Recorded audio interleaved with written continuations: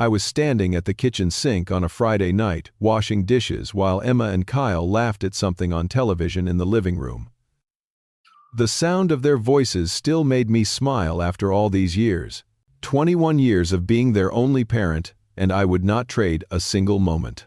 The doorbell rang. I dried my hands and walked to the front door, expecting maybe Linda stopping by with leftovers. I opened it. A thin woman with graying hair stood on my porch, her clothes worn and her eyes hollow. She looked familiar somehow. Then she spoke. "Tommy, it is me. I need help." My blood turned cold. Diane. The woman who walked out on me and our 2 young children 21 years ago. I never thought I would see her face again. Before I tell you what happened next, I want to know where you are watching from. Drop your location in the comments. Hit that like button, and subscribe if you want to hear how my kids handled seeing the mother who abandoned them. Trust me, what they said to her that night will stay with you. I stood there frozen, staring at the ghost from my past. Diane looked nothing like the woman I married. Her face was weathered lines, etched deep around her mouth and eyes. Her hands shook slightly as she clasped them together.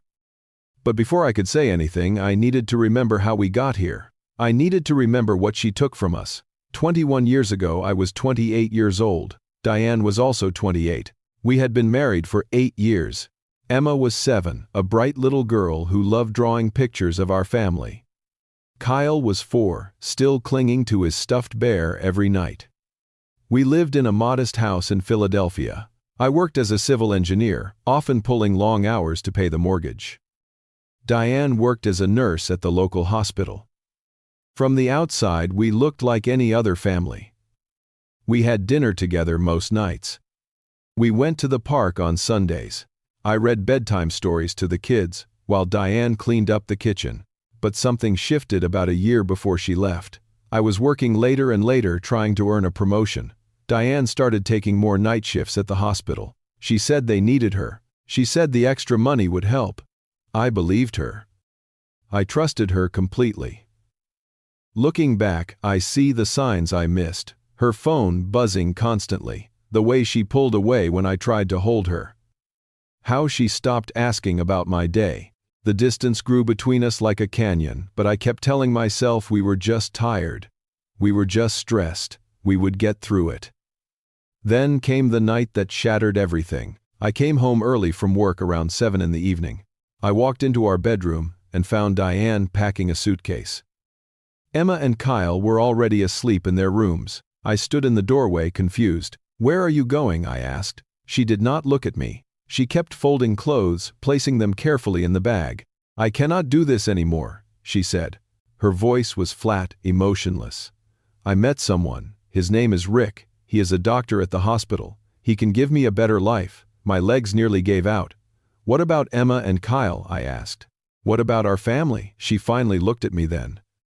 Her eyes were cold. "I will come back to visit them," she said. "But I need more than this. I need more than you," I begged. I actually got on my knees and begged her to stay. Not for me, but for our children. She said she had already made up her mind. Rick had money. Rick had a big house in California. Rick made her feel alive again. I was just the man who worked too much and never paid attention to her anymore. The next morning, Diane was gone. Emma woke up asking for her mommy. I had no words. What do you tell a 7-year-old girl when her mother chooses to abandon her? Kyle wandered around the house, holding his bear, looking in every room for Diane. He could not understand why she was not there to make him breakfast. I called in sick to work. I could not leave them. Not now. Those first few weeks were the darkest of my life. Emma stopped eating properly. She would sit at the table, pushing food around her plate, her eyes empty. Kyle cried himself to sleep every single night, calling for his mama. I tried calling Diane, over and over. She never answered. I left voicemails begging her to at least talk to the kids. Nothing. It was like she had erased us from her life completely. My mother had passed away the year before from cancer. I had no siblings. The only person I could turn to was Linda, my best friend from college. Linda showed up at my door 3 days after Diane left, holding groceries and a determined look on her face. "You are not doing this alone," she said. She came over every single day. She cooked meals. She picked up Emma from school. She sat with Kyle while he cried. She taught me how to braid Emma's hair because I had no idea how to do it. At night, after the kids finally fell asleep, I would sit alone in the living room and try not to fall apart. I had to be strong for them. I could not let them see me break. The first 2 years were brutal. I worked my regular job during the day and took on freelance projects at night after the kids went to bed. Money was tight. The mortgage, the bills, the childcare, everything fell on me now. I hired a babysitter to watch Emma and Kyle while I worked. Every dollar mattered. Every penny counted. Emma changed during those years. She became quiet, withdrawn. She stopped drawing pictures of our family. Her teachers told me she sat alone at lunch. She did not play with the other kids anymore. I took her to a child therapist. The therapist said Emma was processing abandonment trauma. She needed time. She needed patience. She needed to know I was not going anywhere. Kyle stopped asking about his mother after about 6 months. One day he just looked at me and said, "I do not have a mom anymore." He was 5 years old. 5. No child should have to say those words. I held him close and promised him he would always have me. Always. I would never leave him. I swore it on everything I had. On Emma's 9th birthday, I tried to make it special. I baked a cake from scratch. I decorated the living room with balloons. Linda came over with presents. But when it came time to blow out the candles, Emma just stared at the cake. She did not make a wish. She did not smile. She just whispered, "I wish she was here."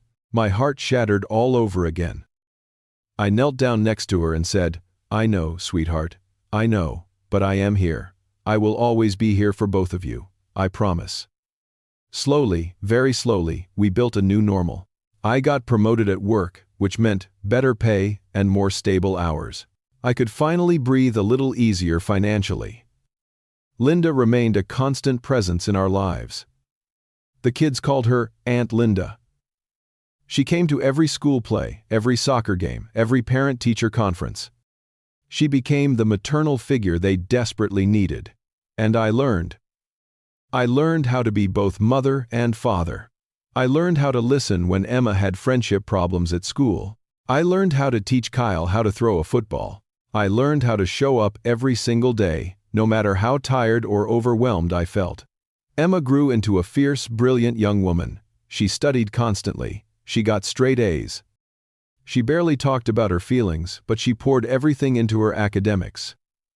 When she graduated high school as valedictorian, I sat in that auditorium and cried. After the ceremony, we sat in the car together. Emma was holding her diploma. Then she started crying too. "I wish she could see this," she said quietly. But then I remember she chose not to. I did not know what to say. There was no comfort I could offer that would fix that wound. Kyle became the star quarterback of his high school football team. I went to every single game. Rain, snow, blazing heat, it did not matter. I was there in the stands, cheering for my son. After one particularly tough game where his team lost, Kyle sat next to me in the car and asked, "Did Mom ever love us?" I took a deep breath. "I do not know, son," I said honestly, "but I do. I love you more than anything in this world." He nodded. He never asked about her again. Emma got accepted to Columbia Law School. Kyle went to Penn State for business. I helped them both pack. I drove them to their new lives. I hugged them goodbye and told them how proud I was. And I meant it. They had grown up strong despite everything. They had grown up kind. They had grown up knowing their worth, not because of Diane, but in spite of her absence. For 21 years, none of us spoke her name. She was a ghost we had buried long ago. We moved on. We built lives without her. We did not need her. We never did. Then, 3 weeks before she showed up at my door, I got an email. It came from a lawyer in California. The email was brief. It stated that Rick had died 2 years ago from a heart attack. He had left behind massive gambling debts. Diane had lost everything. The house, the cars, the money, all of it gone to pay creditors. The lawyer was reaching out to see if I would be willing to help her. I stared at that email for a long time. Then, I deleted it. I did not respond. I thought that was the end of it. I was wrong. And now here she was, standing on my porch, looking broken and desperate. I did not move.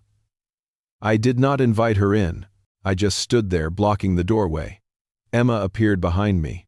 "Dad, who is it?" she asked. Then she saw Diane. Her face went completely still. Kyle came up beside his sister. He looked at the woman on our porch, confusion in his eyes. Then recognition slowly dawned. Diane's voice cracked. "Emma, Kyle, it is me, your mother." Emma's expression turned to ice. "We do not have a mother," she said. Her voice was steady, cold. Kyle said nothing. He just turned around and walked back into the house. Diane took a step forward. "Please," she said. "I made a terrible mistake. Rick died. I lost everything. I have nowhere else to go. I need help." I finally found my voice. "That is not my problem." Diane started crying. "Please, Tommy. I am still their mother. I know I do not deserve anything, but I am begging you." Emma stepped forward, moving past me. She stood face to face with Diane. "You lost the right to call yourself our mother 21 years ago," Emma said. "You do not get to show up now because your life fell apart." Diane reached out to touch Emma's arm. Emma jerked back like she had been burned. "Do not touch me." I looked at Diane. Part of me wanted to slam the door in her face.